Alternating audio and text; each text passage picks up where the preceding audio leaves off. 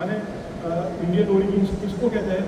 हम तो है ही, हिंदू है ही, जैन है, सिख है, पारसी है, इंडियन ओरिजिन पे ही आते हैं, तो फिर इतने सालों से रहते हैं। फिर जो स्थानिक धर्म रहते हैं छोटे छोटे आदिवासियों के, वनवासियों के, तो कुल मिला के ऑलमोस्ट 99.5% 1901 में नागालैंड में थे। 30 साल के बाद वहाँ पे कुश्ती हो गए 87 90 साल के, और हम रह गए सिर्फ 11%। मिजोरम में भी यही हालत 1901 में 99.70% और 1951 में 85% कुश्ती। ये तो कुछ आंकड़े हैं और ये कुछ आंकड़े नहीं, ये हमें स्पष्टते हैं। यूपी में देखिए आप 1901 में 85.5% हिंदू थे, सिर्फ 14% मुस्लिम थे और 20% मुस्लिम थे। यूपी जैसे की हालत केरल की हुई, बंगाल की हुई, और अगर हम नहीं समझे तो आज की तारीख में आज की मालूम में जो कुछ भी हो रहा है, तो चांदीवली भी होगा, मुंबई में भी होगा, और आपके ही गले से 30-35 माल बड़े मकानों की गलियारों में उनका निवास होगा। अभी तो ठीक है, मैं 2 ही दिन पहले सोचता था जब SF स्कूल में वैकेशन वगैरह था, इतनी शांति रहती है यहाँ पर, बड़ा शांत एरिया है। स्कूल चलती है तो चाहे बंद होती है ट्रैफिक की वगैरह वगैरह, लेकिन एक न्यूसेंस नहीं है। मैंने कहा कि जो हम यहाँ से जाते हैं पीछे की सड़क से, जो मस्जिद की लाउड स्पीकर है वो हमारी और नहीं है, और हमें दिन में 5 बार डिस्टर्बेंस नहीं होता है। और आजू बाजू में कहीं पर भी एक ब्लेसिंग हम सुन देंगे हिरणनंदा जी को, यहाँ पर कोई पूजा स्थान खड़ा नहीं करने दिया। अगर उन्होंने मंदिर या जैन मंदिर या स्वामीनारायण मंदिर या वैष्णव मंदिर को भी इजाज़त दी होगी तो वो लोग चढ़ बैठते थे, यहाँ पर मंदिर है तो मस्जिद भी बनाओ। हमारे मंदिर तो आजू बाजू बहुत ही गुरुद्वारा यहाँ पर है, गणेश मंदिर है, हनुमान मंदिर है, लेकिन मस्जिद नहीं है। अगर मस्जिद होती थी तो ये हिरणनंदा कॉम्प्लेक्स का भाव आज जो कितना है उससे कम 20-25% कम होता। ये न्यूसेंस नहीं है तो, और ये न्यूसेंस हमें चाहिए भी नहीं।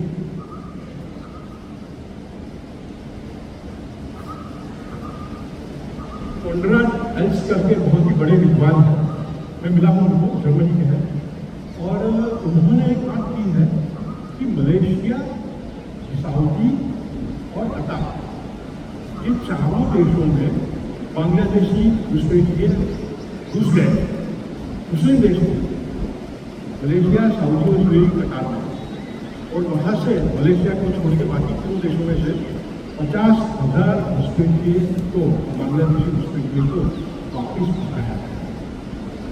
उनकी खुद की ही मुल्क थी, मुसलमानों की ही मुल्क थी, और मलेशिया में उसे बहुत ही माने सख्त शर्त के साथ उनको मजदूरी करने की इजाज़त दी गई। सेक्युलर एजेंडा करके रूपी का एक बहुत ही महत्वपूर्ण ग्रंथ है।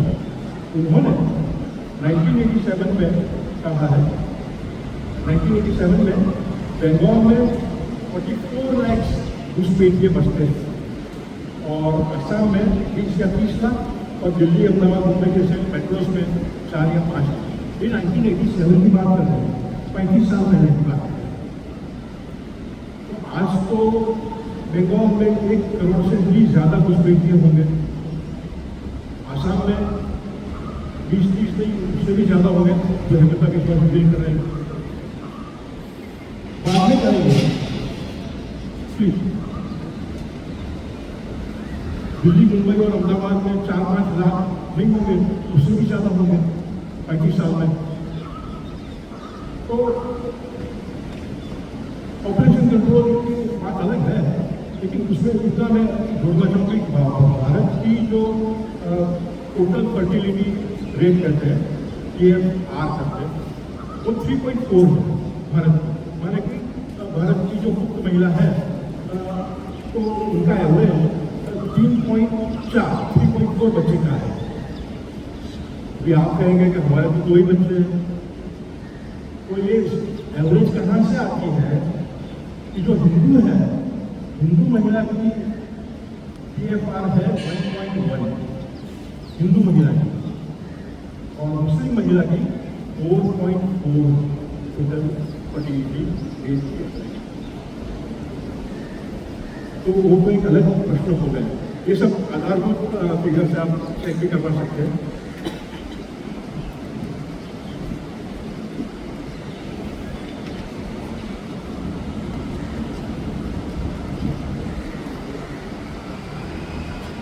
और छोटे छोटे 5 एक मिनट के मुद्दे में कहना चाहता हूँ, बाद में करीब करेंगे, पहले इस हिसाब से पूछ लेंगे क्या पूछना चाहते थे। एक तो दयानंद सरस्वती जी ने सालों पहले कहा था कि बुद्धि कार्य करना चाहिए, माने कि जो लोग धर्मांतरण करके दूसरे धर्म में गए हैं, हमारे हिंदू धर्म में ऐसी कोई सुविधा है ही नहीं थी, तो दयानंद सरस्वती जी ने सुझाव दिया था कि हम शुद्धिकरण करें। और असीमानंद जी ने, जिनको